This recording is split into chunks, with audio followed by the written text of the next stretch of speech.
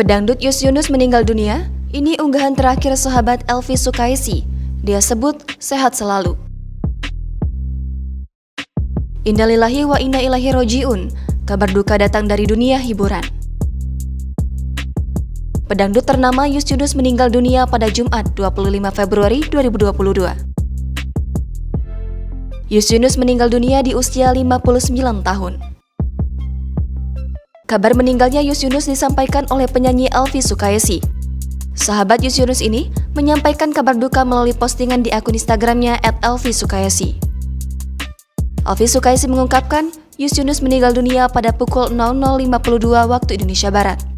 Ia juga meminta doa terbaik untuk Yus Yunus agar diterima di sisi Tuhan Yang Maha Esa. Pantauan Seripoku.com, Yus Yunus tampak sudah lama tidak aktif di Instagram. Adapun unggahan terakhirnya pada tanggal 17 Januari. Ia mengunggah video musisi Hendro Saki yang mempromosikan akun YouTube Yus Yunus. Yus Yunus menuliskan ucapan terima kasih kepada Hendro Saki. Unggahan terakhir Yus Yunus itu pun mendapat banyak komentar dari netizen. Banyak netizen yang ikut berduka dengan kabar kepergian Yus Yunus.